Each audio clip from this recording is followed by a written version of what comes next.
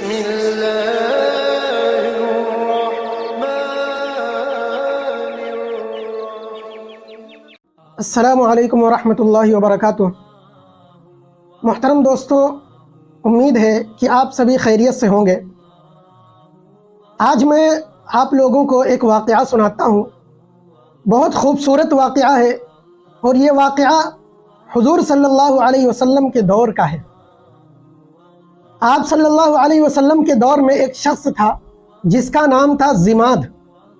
ضماد نامی شخص یہ اپنے جنتر منتر سے بھوت پریت اتارا کرتا تھا، سایہ اتارا کرتا تھا۔ اب یہ ان چیزوں میں مشہور تھا، ہوتا کچھ نہیں ہے یہ سب، سایہ اتاریں گے جنتر منتر سے، لیکن اب یہ مشہور تھا۔ تو مکے والوں نے اس کو بلایا کہ ہمارے یہاں آؤ، ایسے کچھ لوگ ہیں جو مریض ہیں اس چیز کے، آپ آؤ سایہ اتار دو۔ تو یہ مکہ آیا تو اس نے سنا کہ لوگ کہتے ہیں کہ محمد پر سایہ ہے، نعوذ باللہ، محمد جادوگر ہے اور محمد یہ اس کے اوپر جن ہے۔ یہ عجیب طرح کے لوگ بدگمانیاں رکھے ہوئے تھے حضور صلی اللہ علیہ وسلم کے متعلق۔ تو یہ کہنے لگا کہ کون ہے، ذرا مجھے بتاؤ، میں ایسوں کا خوب اچھی طرح علاج کرنا جانتا ہوں، میں علاج کر دوں گا۔ تو لوگوں نے اس کو پتہ بتا دیا اور یہ حضور صلی اللہ علیہ وسلم کے دربار میں پہنچ گیا۔ اب نبی کے سامنے جب یہ پہنچا ہے تو آپ نے فرمایا، اے ضماد، اس سے پہلے کہ تم اپنا جنتر منتر مجھے سناؤ، میرا کلام تم سنو پہلے۔ تو کہنے لگا جی سنائیے۔ تو آپ صلی اللہ علیہ وسلم نے اپنے زبان مبارک سے ان کلمات کو سنایا، الحمدللہ نحمدہ ونستعینہ ونستغفرہ ونؤمن بہ ونتوکل علیہ ونعوذ باللہ من شرور انفسنا ومن سیئات اعمالنا من یہدہ اللہ فلا مضل لہ ومن یضللہ فلا ہادی لہ ونشہد ان لا الہ الا اللہ وحدہ لا شریک لہ واشہد ان محمدا عبدہ ورسولہ۔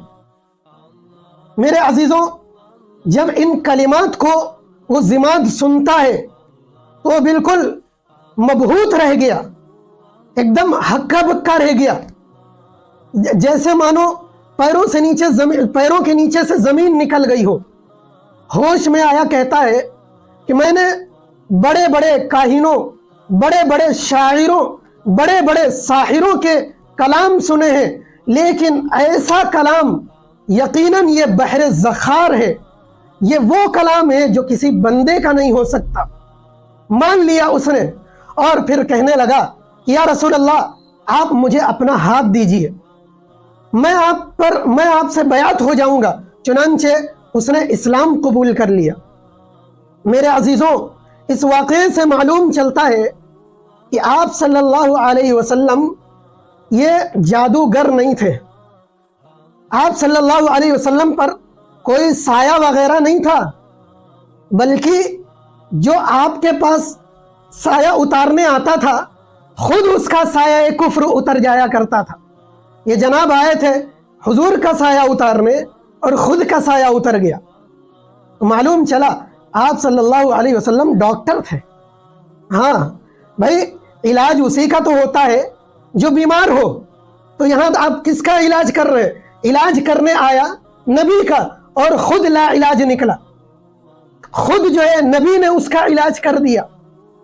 تو معلوم چلا کہ علاج اس کا ہوتا ہے جو بیمار ہو، تو ہمارے نبی بیمار نہیں تھے، اس لیے آج جو بھی آپ صلی اللہ علیہ وسلم کے بارے میں الٹی سیدھی بات کرتا ہے، بدگمانیاں رکھتا ہے، غلط سلط کہتا ہے، معلوم چلتا ہے کہ وہ خود جادوگر ہے، وہ خود جو ہے بیمار انسان ہے، وہ خود پاگل ہے، وہ خود دیوانہ ہے، وہ خود مجنون ہے، اس کو علاج کی ضرورت ہے۔ اور دوسری چیز جو اس واقعے سے نکل کر سامنے آئی وہ یہ کہ آپ صلی اللہ علیہ وسلم کی زبان مبارک میں وہ تاثیر تھی، وہ مٹھاس تھی کہ بڑے سے بڑے سنگ دل آپ کے سامنے موم بن جایا کرتے تھے۔ وہ مٹھاس تھی، اللہ رب العزت نے آپ صلی اللہ علیہ وسلم کی زبان مبارک میں ایسی تاثیر رکھی تھی۔ میرے عزیزوں، امید ہے کہ اس واقعے کو سن کر آپ کے دلوں میں عشق رسول جاگ گیا ہوگا، نبی کی محبت جاگ گئی ہوگی، اور اس محبت کو اگر آپ ثابت کرنا چاہتے ہیں، دکھانا چاہتے ہیں، بیان کرنا چاہتے ہیں، تو آپ اس واقعے کو یاد کریں، امت کے سامنے بیان کریں، اس ویڈیو کو آپ دوسروں میں شیئر کریں، اور اس پیغام کو دوسروں تک پہنچائیں صدقہ جاریہ سمجھ کر۔ اور اسی طرح کے واقعات اگر آپ کو سننے ہیں تو پھر ہمارے چینل کو ضرور سبسکرائب کیجئے گا، ویڈیو کو لائک کر دیجئے گا۔ اللہ رب العزت آپ سب کے دلوں میں نبی علیہ السلام کی سچی محبت پیدا فرمائے۔ وآخر دعوانا ان الحمد للہ رب العالمین۔